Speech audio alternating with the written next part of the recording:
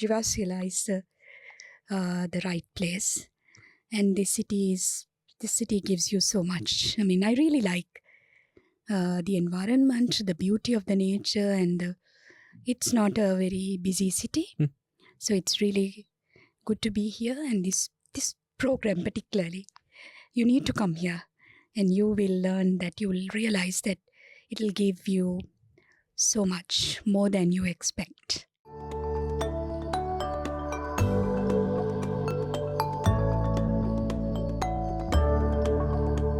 Terve ja tervetuloa. Welcome back to the JYU for You podcast. My name is Irfan and I'm your host with the most glasnost. Today we're joined by our friend Jayanandi from Sri Lanka, who tells us how she decided to transition from working life back to the university world, how she discovered Finland, why she decided to come to the EDUMA program, the Master's Degree Program in Educational Sciences at JYU, as well as her opinion that there is absolutely no right time for anything, but there is always an ability for you to create an opportunity for yourself and seize the created opportunity. I hope you will enjoy our little conversation. Cheers. Here's the question that I'm obligated to ask everybody that comes to the podcast, but usually I forget to add it into the podcast. So this is going to be the one time that I actually remember to ask this in the podcast. So you spent the entirety of winter here? Yes, I arrived Jyväskylä on the 27th of September to be precise, and that was kind of towards the end of the autumn, and I saw how the winter starts and how it goes into the middle, and I think I'm in the middle of winter. I'm not too sure. How many months of winter here? 6 months? It depends on the year, to be honest with you. I wouldn't, honestly, what we have right now, I wouldn't even count that as winter. This is very mild. Okay. I don't know if you saw, like, last year during January, it was like minus 40 degrees. Yes. Some of my friends told me that this winter is better than last winter. Yeah, I was literally checking on the computer right now. It's minus 3 degrees. Minus 3? Minus 3. Oh, yeah. So that's not bad, I guess. Oh, that's summer. Yeah. But I was expecting some severe, difficulties. But I was okay. I was managing it very well.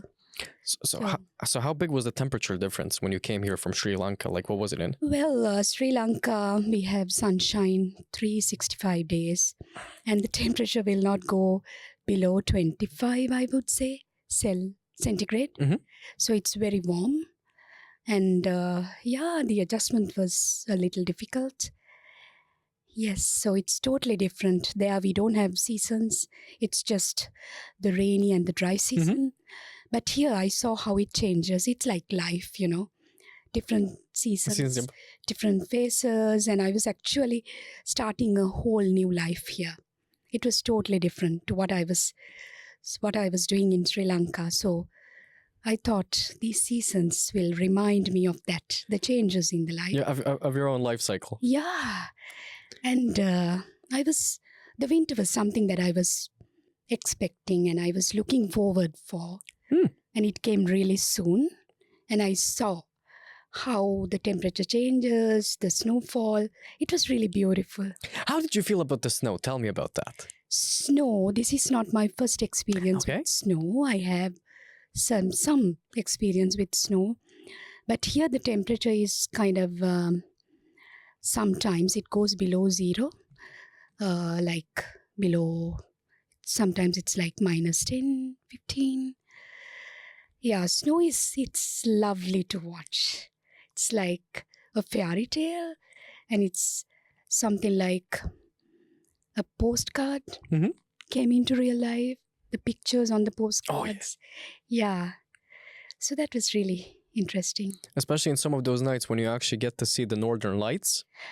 Yes. I don't know if you saw it. They had them like 2 days ago. Yeah, not that one, but I saw some pictures on certain WhatsApp groups. Yep. Yeah, but I had the opportunity of seeing this. We went to a lake.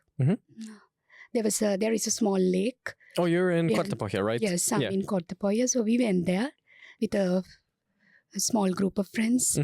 And I saw it. It was beautiful. Yeah, I think it's gorgeous when you get like lucky and it actually because sometimes it's stronger, sometimes it's weaker. Mhm. But the last couple of months, it's really been like, if you actually get to see the northern lights, you're like very, very pronounced. Okay. So I think we saw something like, it's not that best quality one, but it was amazing. Yeah, I'm lucky. I mean, it's cool that we can actually get them like this far south, because at least I always thought, like, which is kind of maybe shameful considering that I'm a physicist, I should know these things. But like, I expected you would only see them in the far north. Yeah, I was thinking the same because I didn't read about these northern lights and I never expected. I thought that I have to go to the northern part, maybe to what's that city? It's Rovaniemi, Lapland, I'm guessing. you think? Lapland. Yeah. So I thought it's only visible in that area, but it was, lucky. Actually, mentioning the snow in Lapland, have you had the chance to experience any winter sports so far, or not yet? Not yet. No rush. You have time. Yeah, I don't want to break my, at this early stage. At the very least, have you got to walk on the lake? You at least have that. That's not too much of a risk at this point. Yeah, I want to, and I will plan that very soon with my friends. Lovely.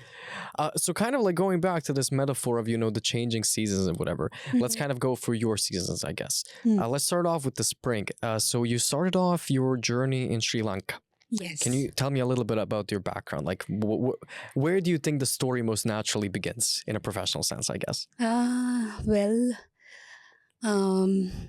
from Sri Lanka and I've been working for this special company. I think that is one of the best educational organizations in Sri Lanka. Mm-hmm. I've been working there for over 20 years. Wow. Yeah. And yes, you would say that I have been stagnated in one place for 20 years, but it was not because I wore many hats during that time. Mm-hmm. I started as a teacher and then I did teacher training and what else? Curriculum and assessment development. Lastly, I was taking some leading roles, some education management. Yeah, so that was my career background. And academically, I have earned several qualifications in education. That was my main major. And I have a special passion towards special needs education. So my bachelor's is on special needs education. That's something that is very close to my heart. Special needs, special children. And I have a master's degree in business administration. Okay. So I was I had a very fulfilling, I would say, I was very happy about my career and my academic journey. Yeah. And then, so that's about me. And I'm a mother of a 14-year-old boy. I guess that's the most difficult part of it. Yes, I think because, mom of a teenager son. It's a big responsibility and you have to have a good voice, good commanding power. And at the same time, you need to be a very good friend because I want my son to share all the secrets with me. Yeah, you're going to have the fine line we spoke about a second ago. You need to know when to carry the stick and when to give a hug. Yeah, of course, yes. But something that I'm kind of wondering about. So you said you did your bachelor's degree in Sri Lanka, I assume, on special education. Yes, special needs education. Special needs education. So where did the passion for education come from?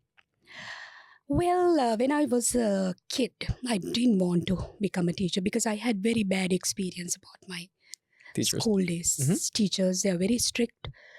And I thought, no, I will never become a teacher.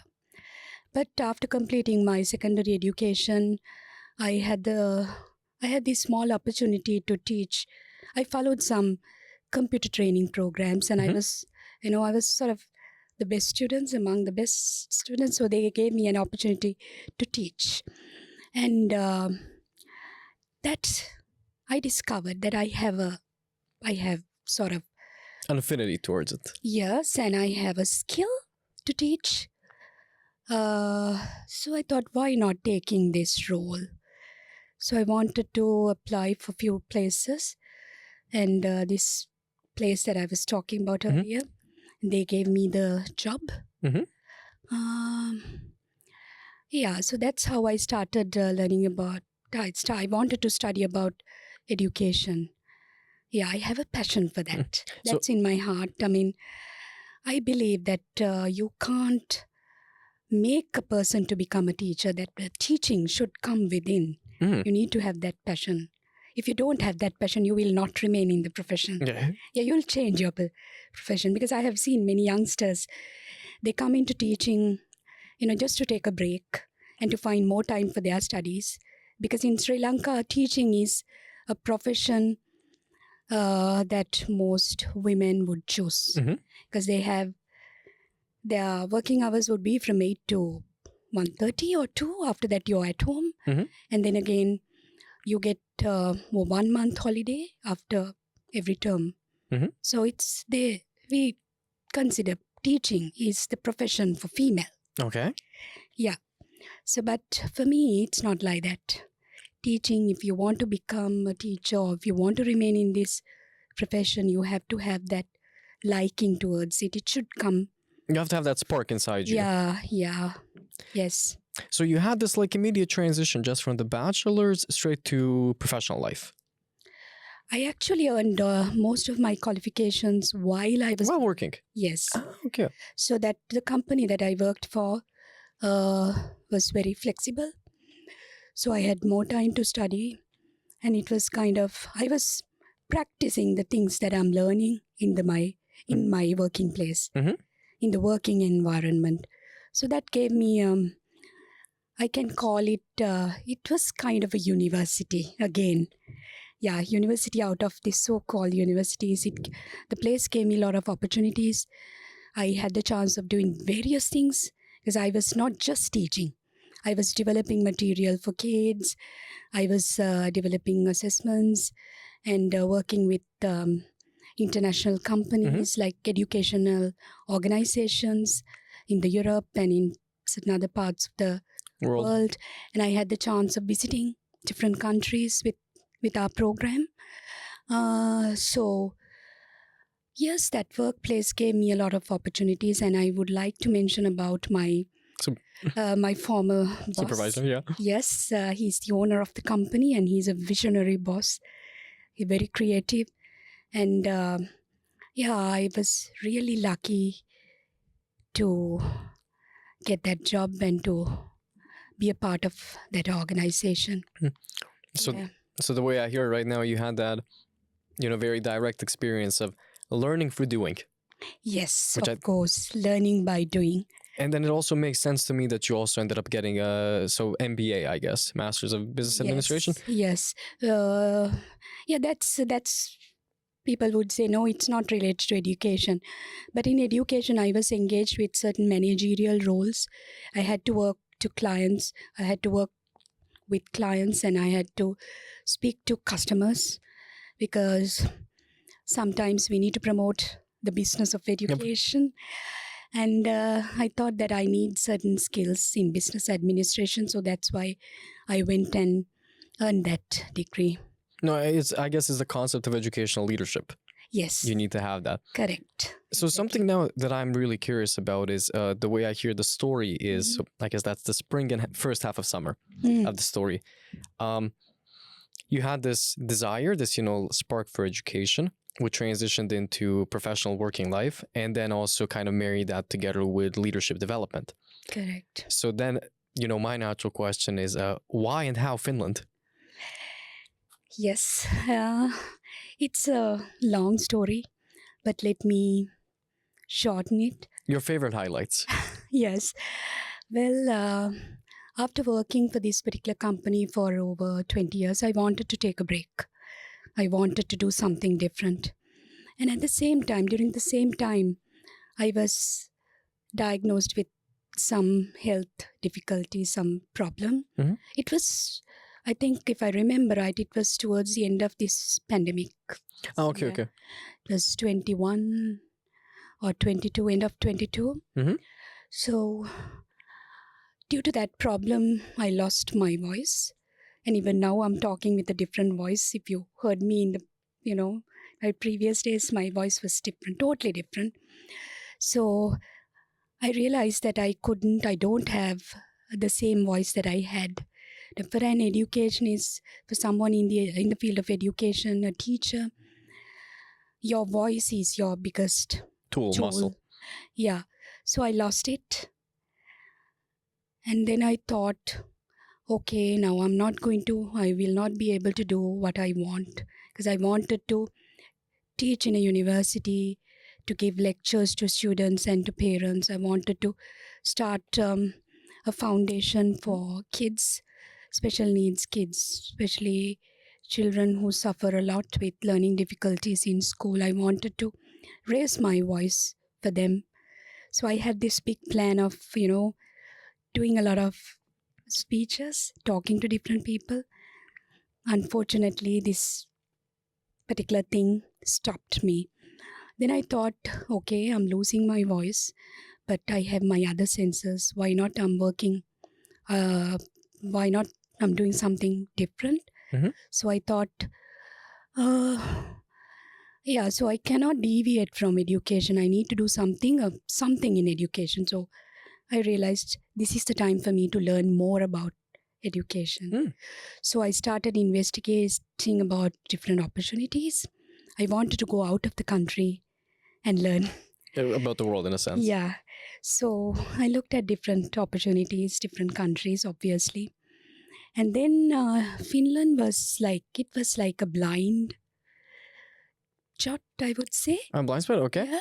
Yeah. Because I was not too sure whether it's possible, because I know that Finland is not an easy country to get in. So it was kind of a leap of faith, I guess. Yes, it was.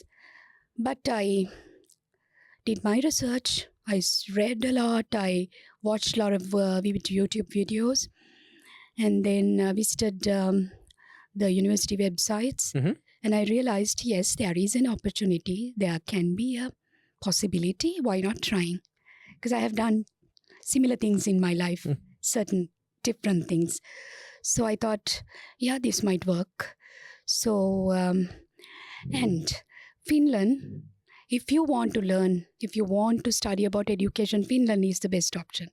Because we all know that Finland is known for the best education system in the world and the happiest nation in the world. So I feel that there should be a connection, education and being the happiest nation. All people are happy. Okay, so I wanted to experience that. Yes. Mm-hmm. So if I want to study about education, Finland should be the best place, I would say. Yeah, so that's how I thought of applying for different universities here for education masters. So there were several programs, and I did my application in last, I think that was 2023, I guess. 2023 January. Mm-hmm. 24th or 23rd was the deadline, and I submitted my application on the deadline, the day of, yeah. Most people, I think, just everyone, last right? possible moment. I thought it's only me, but it's the same, right? Yeah. Well, some of us, 10 minutes before, but some people are responsible. Yeah. Some people slightly. And with assignments, I always do that. You know what they say, as long as it's done and it's on time, it's fine. Yes, you're safe. So maybe something before we get to why JYU, I see why Finland in particular, but something that I'm wondering about, did you ever have a moment of, concern or anxiety or whatever, just because of the idea that you would be coming back directly into university education after being, in professional working life for a long time? Yes. For me, it was not like I never thought that I cannot do this or this is not the time for me. Because I believe life will give you different opportunities at different times. And you cannot really specify, okay, this is the time I'm going to do this. And maybe in 3 years' time, I would do that. But in my life, I have never done that in that way. I had a plan, but there were these moments where opportunities come and I have grabbed those opportunities. So different people gave me different opinions. Oh, you're too old to, study. You are too old to move to a different country. But I had the courage to say, no, I'm not going to listen to you. I am going to do this. If I get a chance, I would definitely go out. And my husband and my son, my mother, father, they were with me. But my friends, some of my friends, they were like, they had their second thoughts, and they were like, they were not trying to discourage me, but they were trying to show me, the bit of the unseen part of it. Yeah, the things Yeah, that... the danger and the uncertainty, things like that. But I believe that age is not a barrier for you to study. And if it's something good, you should not think about your age. You should go and grab it. You need to learn. And something, whenever I learn something new, I feel younger. Yeah. Yes, and when you're with youngsters, kids, you're always young. I don't know, whenever I'm around 20-year-olds and 19-year-olds, I just feel like my back hurts a little bit more. Why is that? Maybe that's just a me thing. I don't know. But okay, I really kind of appreciate your viewpoint. I have a similar perspective in the sense that I don't believe that you ever miss an opportunity. You just always have the possibility to create an opportunity for yourself. Correct. And when you create the opportunity for yourself, it's the right time to take that opportunity because you made it for yourself. Exactly. So why JYU? How and why did you create the opportunity for yourself at JYU? Was it the only place you applied to in Finland, or? Oh. No, there were few places, but JYU I had a special liking. Mhm. When I read about the program, I felt that it perfectly aligns with my my goals, my objectives. And one more thing, JYU has a reputation for education. I think, I can't remember exactly the word, but this place had been the birthplace of Finnish language education, in a sense. the Finnish teacher training Yep. school or something. So that added some more value for my choice. I applied for few more, yes, similar programs, but this was perfectly, with this matched with my objectives. This particular program, EDUMA. So about EDUMA, and maybe a stupid funny note on my end.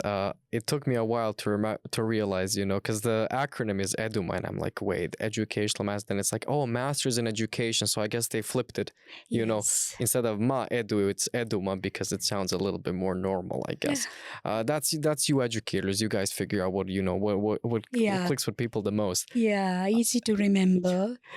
So what is something that you really value about EDUMA? You've been in it for 3-4 months right now. Yes. Can you tell me a little bit just about, the coursework you're taking right now? What do you enjoy about it? What's the rough structure? Do you have like particular modules that you have the opportunity to go deeply into? Yes, so let me talk about the structure of the program first. This is a 2-year master's program, and the program has some core modules which are compulsory. And in addition to that, there are several other modules. I can actually craft my own learning path. So we have that freedom. There are so many different areas, for example, special needs, leadership, language education, and sustainability in education. So there are a lot of specialization paths. So we have the opportunity to select 1, 2 or more specialization paths and take those modules. And in addition to that, we also have the opportunity to take modules from other faculties or departments, which I think is really good. And this program, it's not completely theory based. We do a lot of practicals. For example, we learn how to apply these theories in real life situations in education setups. And the program talks about globalization and sustainability in education, which are really, the trend in education is talking about sustainability, I think, in every field. Then about, it's a research oriented program. And the program also gives us opportunities to learn about the Finnish education system, which I really value. So we learn how the Finnish education system Functions. evolved, and then how it functions, the special characteristics, the components, and the different people involved in this education system. Not only that, we get the opportunity to visit schools. So I just started my school visits this week. Oh, okay. But before that, I had the chance of visiting few schools, and I had the opportunity to teach. Yeah, that was really interesting and very memorable. Oh, how was the experience? Very good, very good. But that was very different to the classrooms that I have seen back in Sri Lanka. Very different. I feel that children are very, very free. They are very. They have the freedom to do what they like. At the beginning, I was a little worried. I was thinking whether I'll be able to finish this lesson because they are on their spacers and some were doing their own stuff. But yet at the end, I was able to complete the lesson, and they were contributing their best towards the lesson goals. So I think that's very different because the teachers don't have to shout at them. You don't have to spend a lot of time on disciplining them. Okay, don't shout, now do your work. Because we are like, if you consider a teacher in Sri Lanka, they're like the boss. But here it's like student-centered. To a great extent, it's student-centered. And I see the same thing in the EDUMA program. It's student-centered. And we have our own way of voice. I mean, we can express, we can reach out to our lecturers. There's, what do you call it? Low hierarchy. Oh, yeah. There isn't like a... Yeah, you can talk to them very easily, and they are there to help you. So you don't have to always, say, yeah, it's okay, I will do. No, you can criticize them if you have a valid point. And so that's about the program. It's basically... It's that collaborative environment very much, where you can just... Yes, it's very internationalized. I mean, in my program, there are about, I think, 10 or 11 students, but they are from 7 different countries. So there are a lot of conversations in our classrooms. It's not just, looking at the slides and learning. We have lot of conversations. So these people, they bring their own experience to the table. And it's not just learning about the Finnish education system, or it's not just learning about known frameworks. We learn from all these people about different countries. It's really, I really value it. Do you guys have any Finnish students in the program, or is it... Yes, there's one Finnish student. Yes. Okay, so you really have as... It's a multicultural. We have Colombians, Vietnamese, Japanese, Chinese, Pakistani. Yeah. No, but I think that's great because I appreciate something about the social sciences deeply, that there is that element of conversation where you can just learn so much about a field if you get the opportunity to see somebody else's perspective. Yes. And it's nice to see, you can now directly see kind of that translation from the lower level of Finnish education system to the higher level, that concept of freedom. Of course. Which I was also kind of skeptical about it conceptually, still kind of am a little bit. But I get the idea behind it because at the end of the day, we're all human. What are we going to do? We're mostly going to do the stuff that we feel like doing. Of course. So if you let people, at a young age, like, hey, here's the freedom, do whatever you want, but I give you a little bit of guidance, it might in the long run be better for people than just being, treating kids like soldiers in the making. Like, you do this, you do that, you do this, Yeah. Yes, I see that autonomy. It's true for teachers. They have the freedom and people trust the teachers, the parents especially, they trust the teachers. And they have a lot of freedom to craft their lessons, their classroom time, manage it. And even the children, they have the freedom. It's everywhere in all the layers in the Finnish education system, which is not true for most education systems in the world. But there are pros and cons. There are good things about it, and there are, of course, But Yeah. that's about everything in life. yes, everything in life. Yeah. Yes. Just kind of like also when you mentioned beforehand, your colleagues warning you about the uncertainty. The first thing that came to my mind was, the human existence is a thing about uncertainty. Yeah. In 10 seconds, a meteor might strike through the studio. Ah, Okay, not this time, but like maybe next time. Hopefully not. Hopefully not. So something that I'm wondering about right now is you've had the opportunity to get a little bit of a look at these different levels of Finnish education, and also you've had the professional experience from abroad. So I'm wondering, do you have any sort of, and we talked about long-term goals a second ago, and how you have to be adaptable and just create the opportunity. So maybe let's phrase it like so. What is an opportunity you would like to create for yourself through the EDUMA program? well, I see there are a lot of opportunities for different types of research here. Research areas available, and I would really like to go further in my education. Yeah, that's my plan here. And plus, I would like to apply what I have learned back in my country. I would like to contribute to policy and decision making in the education because I don't know whether you know about much about Sri Lanka. It's a country in the South Asia, Yeah. and we have a very high literacy rate. I think it's among. I think we have the highest literacy rate in the Asia, I would say. Mhm. But still, we lack in social development, economic development. So there should be something wrong in our system. And I have seen we can really, I know that the education has to do something. It should be changed. So I really want to contribute my expertise for that. If I get an opportunity, I would love to do that. Yeah. But do you also see yourself, staying in Jyväskylä in Finland in a longer period of time, or is that something that like you're still figuring that out? Because you've been only here for like what, 4 months? Yes. 4 or 5? Okay. Yeah, but I'd love to stay here because I didn't expect Jyväskylä to be this good. Yeah. Knock on wood. Knock on wood. Hope your enthusiasm remains. And I would love to stay here for longer. Yes. I mean, you mentioned to me also that you're hoping your family is going to join you soonish.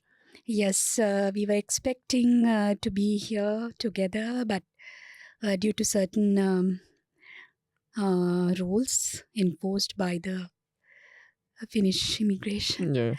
we had to face the biometrics interviews in 2 times. Okay. Yeah, so it's not easy because we don't have a Finnish embassy in Sri Lanka. So for us to get the residence permit, we should fly to India to face a biometrics interview.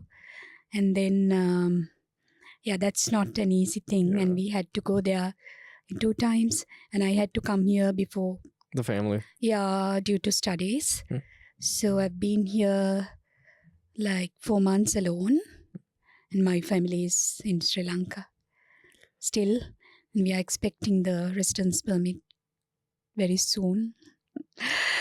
Yeah, so that's the sad part of it. But I think that's kind of like, if it means anything, it's, what they say, the more personal the pain, the more universal it is. And I think just maybe, like the negative consequence of Finnish education becoming more and more popular is that the embassies and consulates can't handle the capacity. So hopefully in the future they will have the ability to raise the capacity and whatever. But I think it's also a common thing that some residence permits are going to get delayed and whatever. It's just a bureaucracy. Bureaucracy is always Let's call it that way. Yeah. But I get the whole, at least, having to visit a different country and whatever. But maybe in a sense, this might also give you the opportunity to connect a little bit additionally with colleagues and whatever.